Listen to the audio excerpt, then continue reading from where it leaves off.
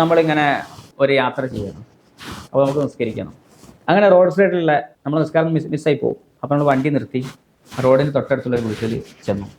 ആ വീട് ഒരു മുസ്ലിമിൻ്റെ വീടാണെന്ന് സങ്കല്പിക്കുക. അദ്ദേഹത്തോട് പറഞ്ഞു എനിക്ക് ഇവിടെ നിസ്കരിക്കണം. അദ്ദേഹം പറഞ്ഞു ഓ കുഴപ്പമില്ല. അങ്ങനെ നമ്മൾ അദ്ദേഹത്തിൻ്റെ വീട്ടിൻ്റെ സിറ്റ് ഔട്ടിൽ നിന്ന് വരാന്തയിൽ നിന്ന് നിസ്കരിക്കണം. ഇങ്ങനെ നിസ്കരിച്ച നിസ്കാരം ശരിയാവുമോ? ചിലർക്ക് ഡൗട്ട് ഉണ്ടാകും.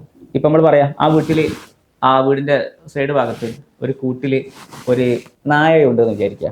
അദ്ദേഹം നായ പോറ്റുന്ന ആളെ നമുക്ക് ബോധ്യപ്പെട്ടു. അപ്പോൾ ആ നായ ആ സിറ്റ് ഔട്ടിലൂടെ കയറി ഇറങ്ങാനും, പ്രത്യേകിച്ച് ആ മുസ്ലിം ആകുമ്പോൾ അദ്ദേഹത്തിൻ്റെ മതത്തിൽ നായ നജസൊന്നും ആയിരിക്കില്ലല്ലോ. അപ്പോൾ ഈ വീട്ടിലെ ആ വരാന്തയിൽ വെച്ച് നമുക്ക് നിസ്കരിക്കാൻ പറ്റുമോ? എന്നാൽ ഇസ്ലാമിൻ്റെ വിധി അവിടെ വെച്ച് നിസ്കരിക്കാൻ പറ്റുമെന്നാണ്. അദ്ദേഹത്തിൻ്റെ വരാന്തയിൽ നായയുടെ നജസ് അല്ലെങ്കിൽ മറ്റു നജസ് പുരണ്ടിട്ടുണ്ട് എന്ന് നമുക്ക് 100% ഉറപ്പില്ല. സാധ്യതകളുണ്ട്, അല്ലെങ്കിൽ നല്ല മിക്കവാറും നജസ ആയിരിക്കാനുള്ള സാധ്യതകളുണ്ട്. പക്ഷെ അതൊന്നും പരിഗണിക്കൽ നമുക്ക് നിർബന്ധമില്ല. നമുക്ക് അവിടെ വെച്ച് ഒരു വിരിപ്പ് പോലും ഇല്ലാതെ നിസ്കരിക്കൽ അനുവദനീയമാണ്. അല്ലെങ്കിൽ പിന്നെ താഴെ അവിടെ എന്തെങ്കിലും നായയുടെ കാഷ്ടോ അല്ലെങ്കിൽ മറ്റ് കാഷ്ടമോ മൂത്രമോ എന്ന് ഉറപ്പുള്ള ഒരു വസ്തു അവിടെ കാണുന്നുണ്ട്, അല്ലെങ്കിൽ വിശ്വസിക്കാൻ പറ്റുന്ന രൂപത്തിൽ ഒരാൾ പറഞ്ഞു. ഇങ്ങനെ ബോധ്യപ്പെടാത്ത കാലത്തോളം ദുന്യാവിലുള്ള മുഴുവൻ സ്ഥലവും നിസ്കാരത്തിന് വേണ്ടി ഉപയോഗപ്പെടുത്താം.